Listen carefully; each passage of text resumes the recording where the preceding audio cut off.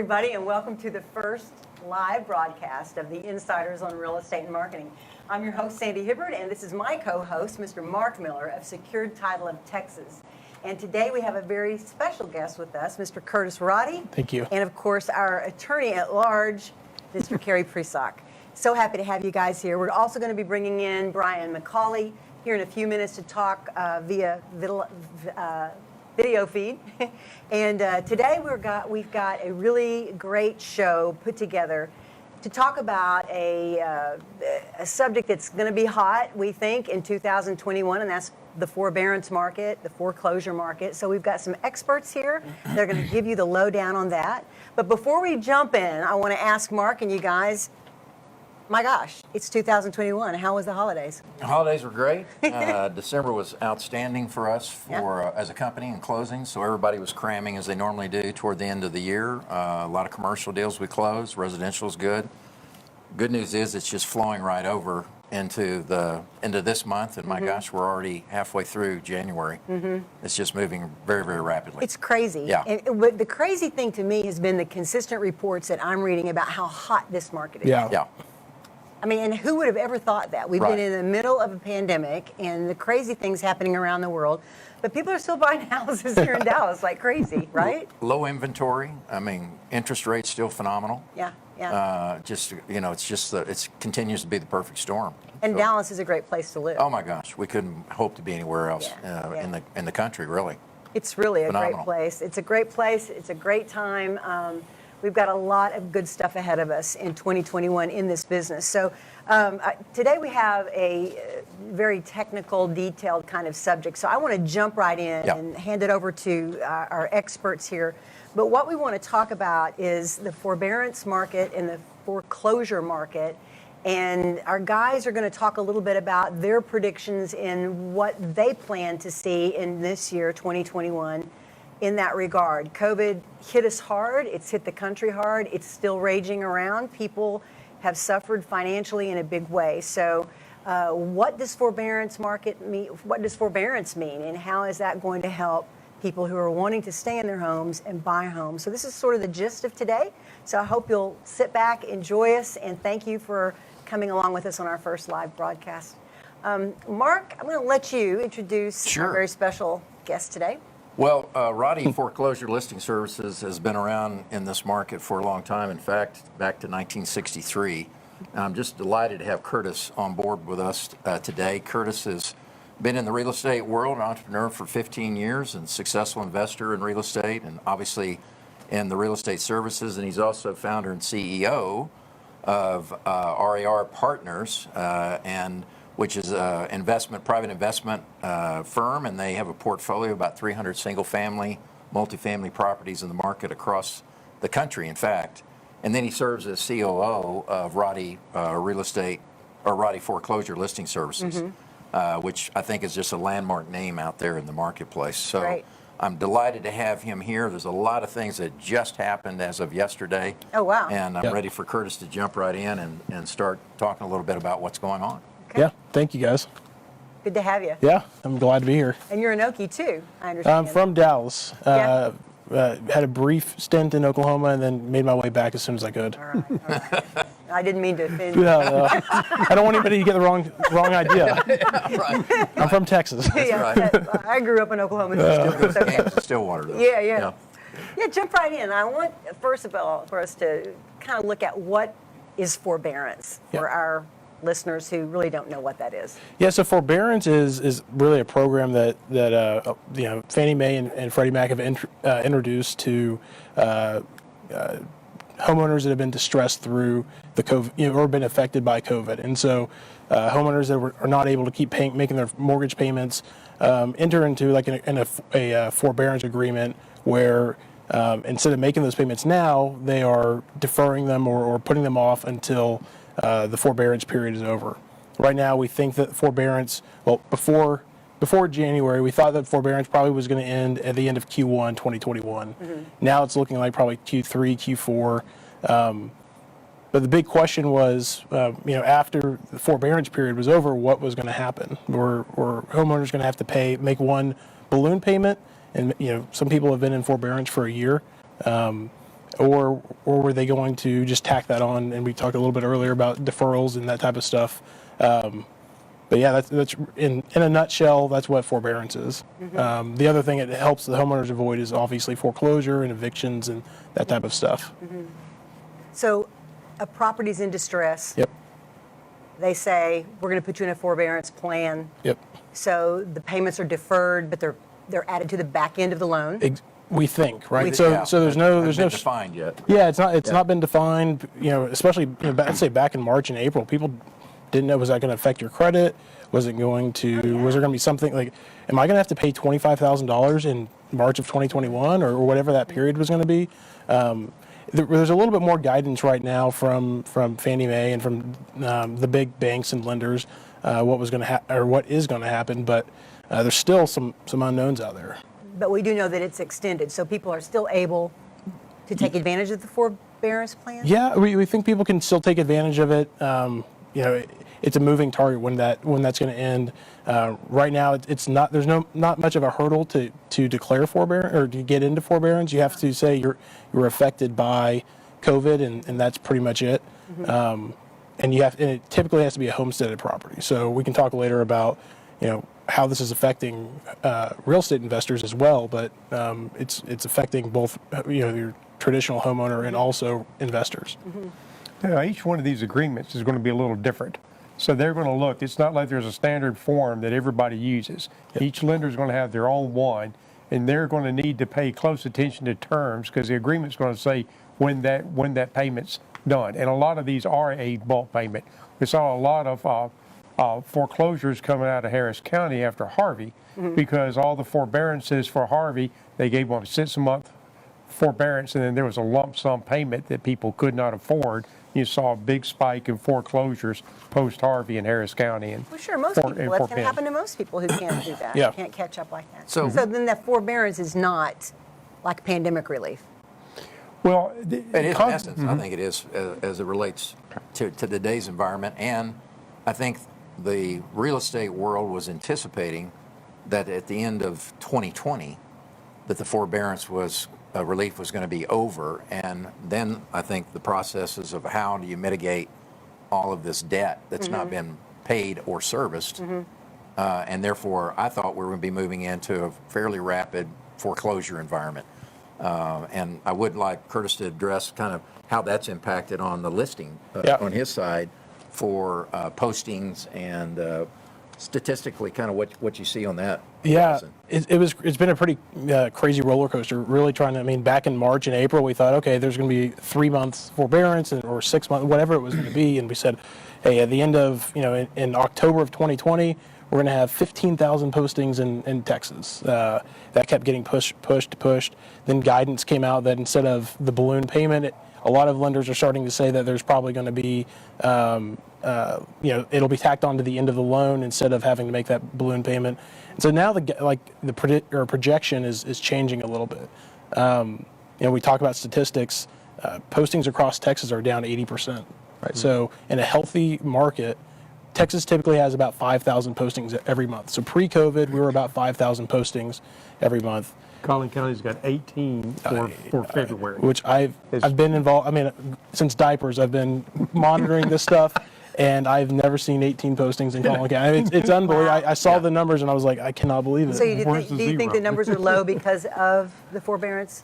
For sure, yeah. So forbearance and the guidance and the CARES Act is affecting everything. So the other side of forbearance is foreclosures, right? There's a foreclosure moratorium, and the foreclosure moratorium is affecting it's really the same people that are going into forbearance. They're also getting this foreclosure protection. So the way we understand it is that a occupied house, a homesteaded house, cannot be foreclosed on, especially if they've been affected by COVID. And so right now, most of the properties that are being foreclosed on are investor-owned properties, vacant properties that have been run down or abandoned pre-COVID.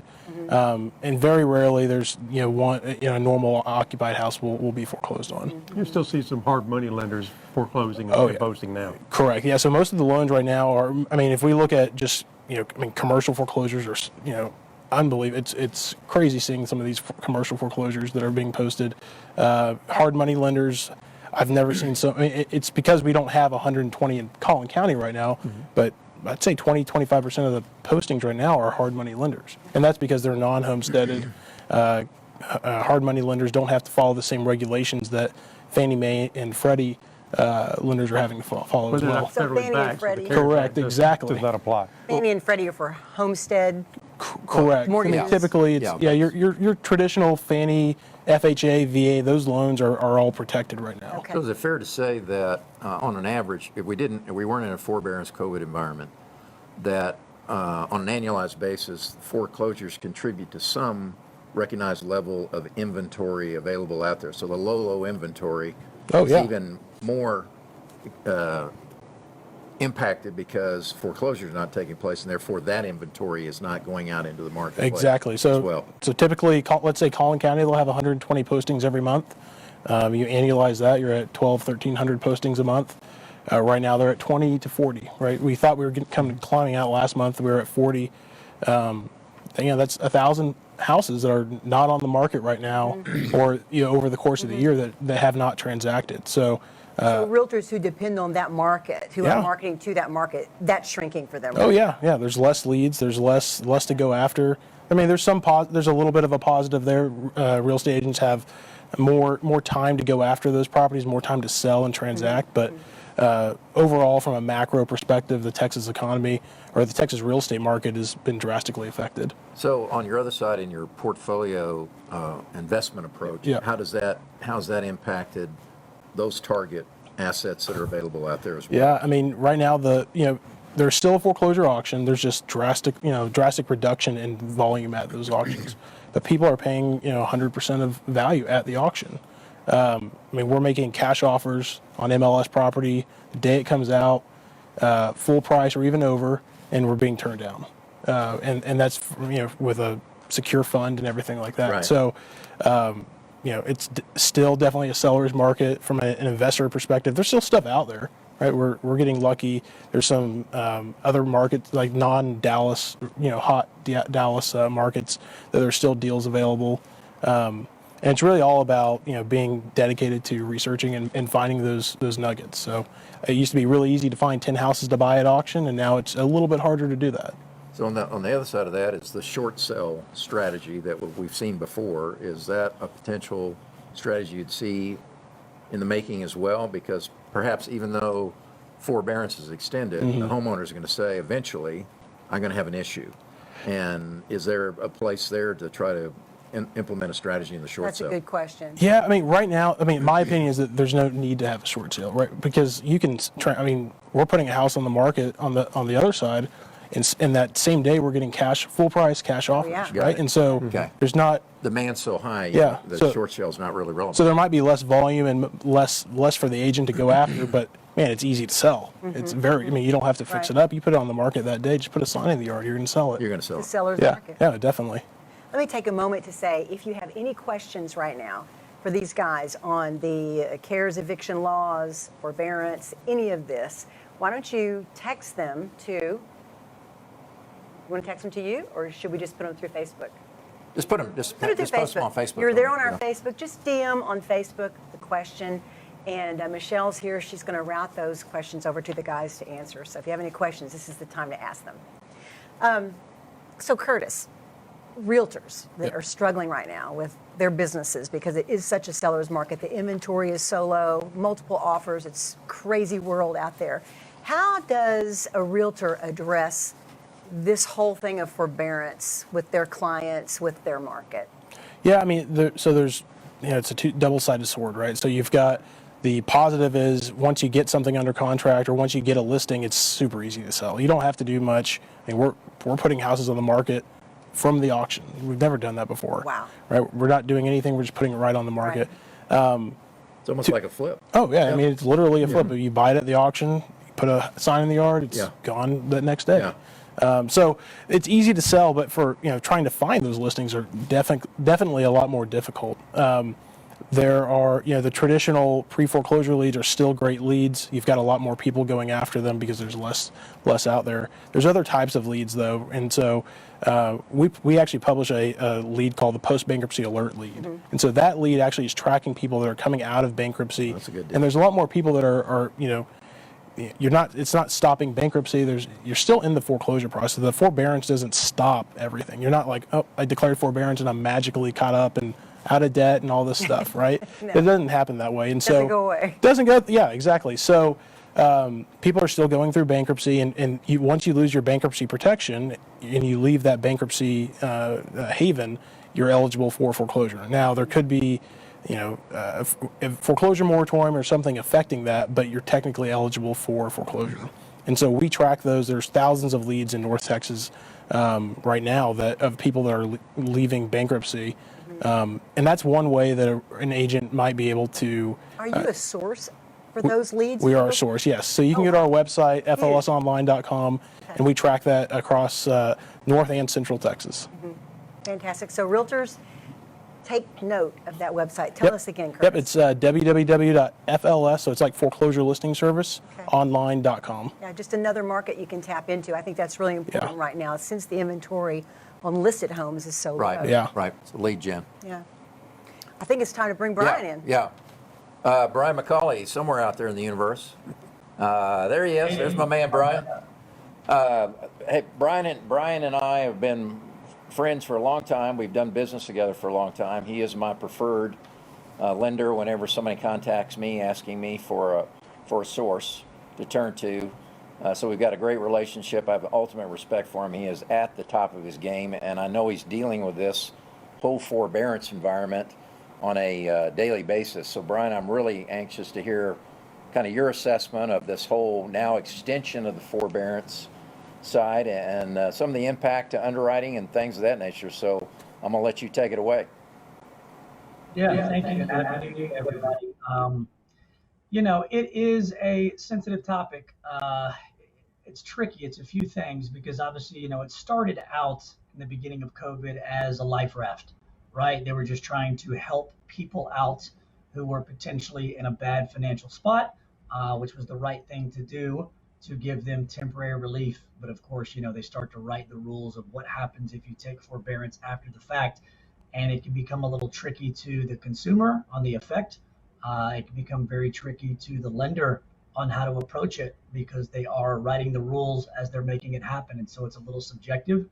I think the two biggest things on a mortgage side, on the impact side, first off is, when you look at the back end on the servicer and the investor side, forbearance is a great thing for any homeowner that needs it. It's a bad thing for a servicer. They're in the business of making money by collecting payments on the interest to make sure that their companies can run and function and there's their profit there. So if you are an investor and all these people are in forbearance, what the immediate effect is that they shrunk down the guidelines and tried to eliminate the risk on borrowers that they think are potential high risk because they don't want any more COVID loans going into forbearance because then therefore obviously no payments are being collected. So financially, it was a tricky thing because you want relief for people, but if your job and how you make a living is to collect payments, kind of a gift and a curse.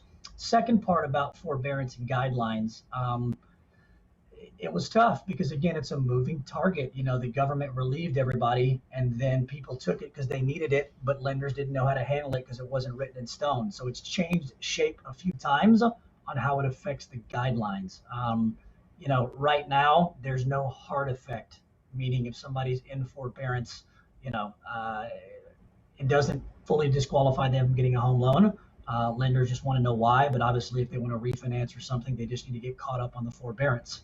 That's always the tricky part, right? Forbearance equals financial problems in the eyes of a mortgage company or a lender, and they don't want that. So they're eligible to refinance as long as they get caught up on the forbearance payments. But obviously, most people that are in forbearance can't afford the payment. So it's kind of a, catch-22 that they want to make it work and they want to get caught up.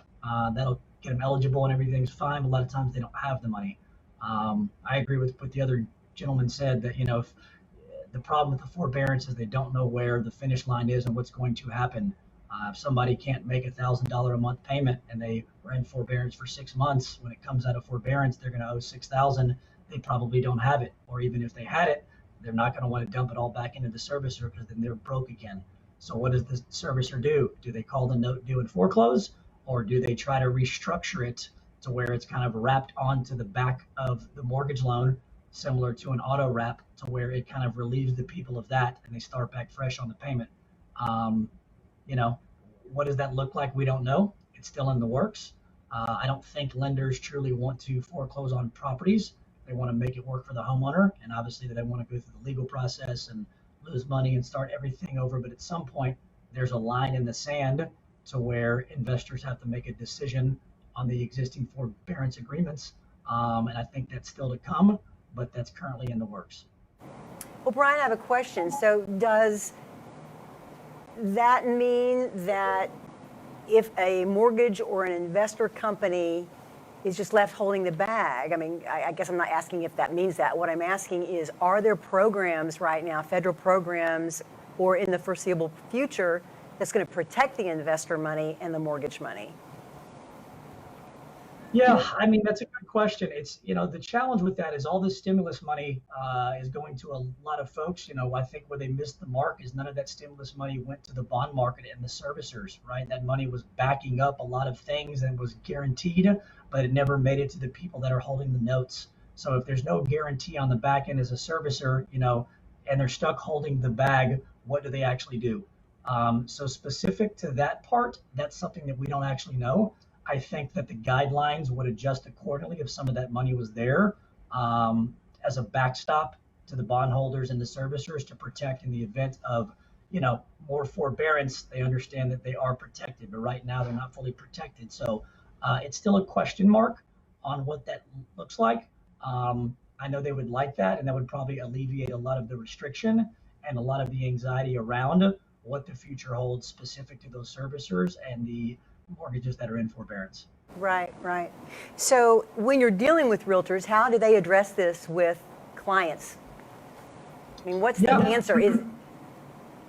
Good question. People that are buying a new home, most of the time don't have an existing home loan. They're not in forbearance. So normally it's a renter, that's looking to stop paying somebody else's home loan and pay their own. So that forbearance really doesn't come into the conversation. If it's a realtor that is, helping a past client, they're selling one house and buying the other, or buying a new, the forbearance component really doesn't come into play for the realtor because they don't see the financial back end. All they see is buyer or seller in the future. That's more of something that, when I do a full financial review, in the event that a client was selling their current house and buying a new one and they were in forbearance, I would need to address that with the client and the agent just to let them know that, hey, something has to be done prior to close to make this work, so there's no hard stops, right? And there's no challenges there. So realtors most of the time rely on their mortgage partner to inform them if there's any big surprises specific around forbearance, so they can know that when trying to navigate through the next home purchase. Right, right. And that's important to know that, because if, it's been a hard time for so many people, do we just chalk it up and say, this isn't going to be the year for me to buy? I mean, and that is really disheartening to people who are relying on that flow of properties the other and side buyers. Of this is, Brian, all these people in forbearance are also missing the opportunity, the rate environment that we're in, right? So you got a challenge there, because who knows what they're sitting at in an interest rate, but now they've gone into forbearance. So are they going to be able, can they even refinance? Time to be able to take advantage if they wanted to refinance it?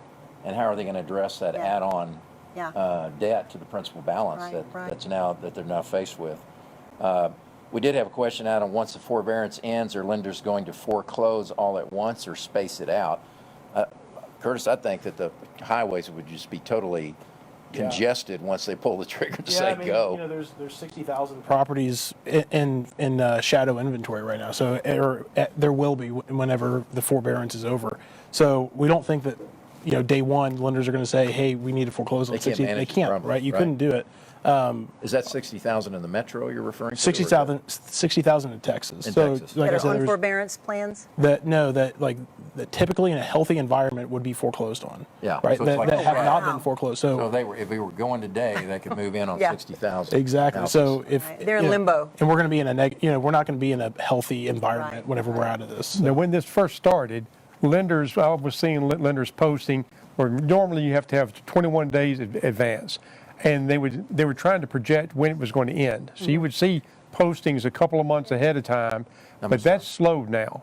Just to the point I was talking about in February, 6 months ago, you would have 3 times that because they're projecting this is going to end, and they want to get ahead of the curve because they got to give a 21 days notice. So they'll go ahead and schedule it several months out. But you're not seeing those now. Like even March and April, I don't think it has any postings yet, and we were seeing those previously. Yeah.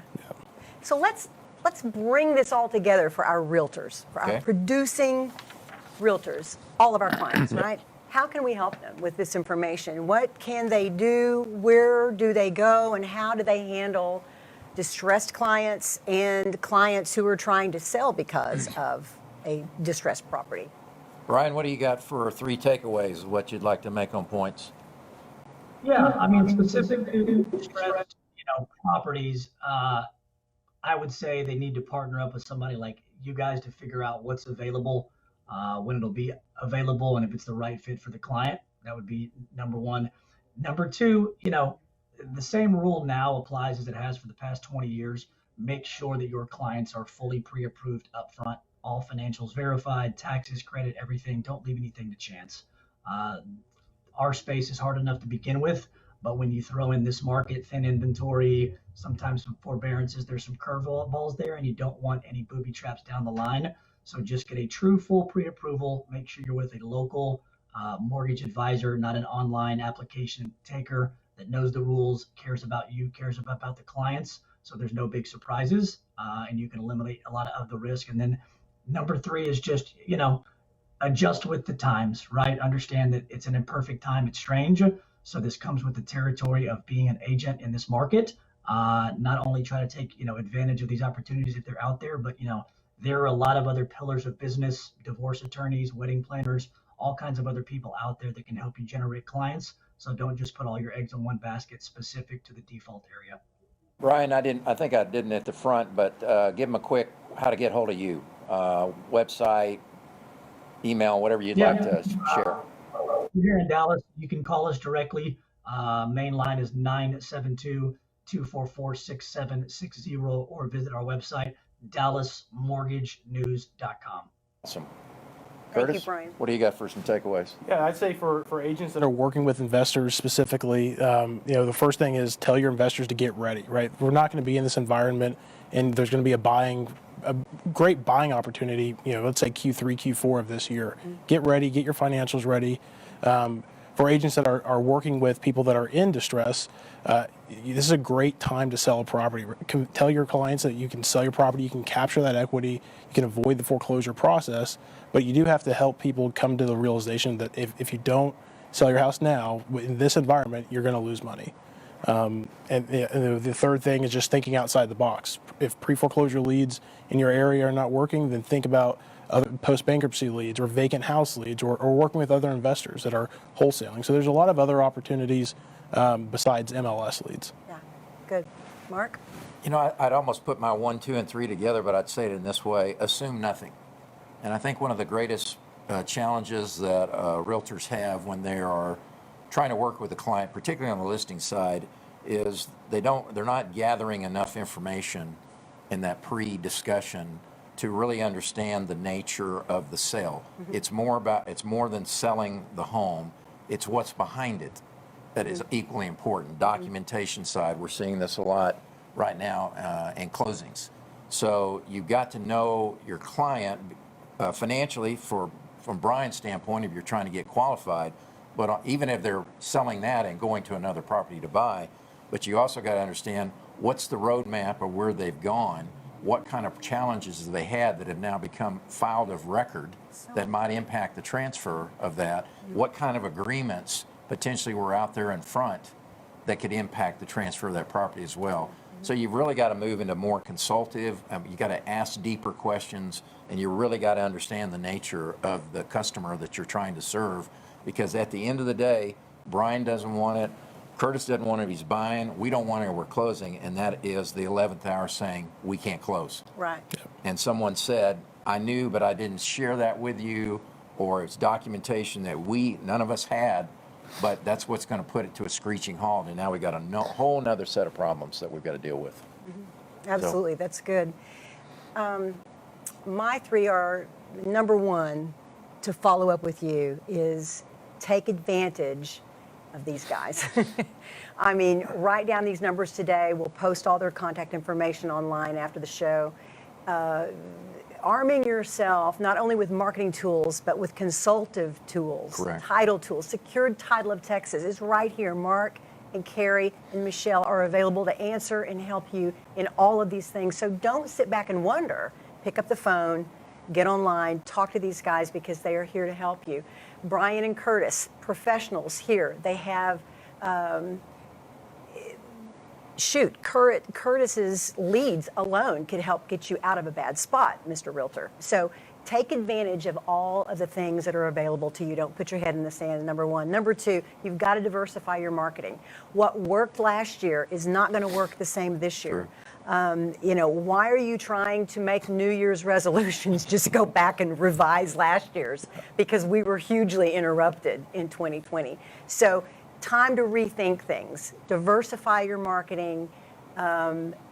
Thirdly, go for leads. You've got to get a lead program that is out there representing you, that's out there creating awareness for you. None of this is going to be your problem if you don't have a lead, right? That's correct. None of this is going to be a problem if you don't have awareness in your market, in your sphere of influence, that you are the realtor go-to person. So that's what we want for you. And so all of this, we're here to help.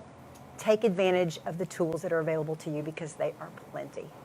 All right, guys, this was awesome. Awesome, good program. Thank you so much, Yeah, great. Curtis. Curtis, Thank you so for much, joining us. Brian, Carrie, yeah. Michelle, Marc. You guys rock.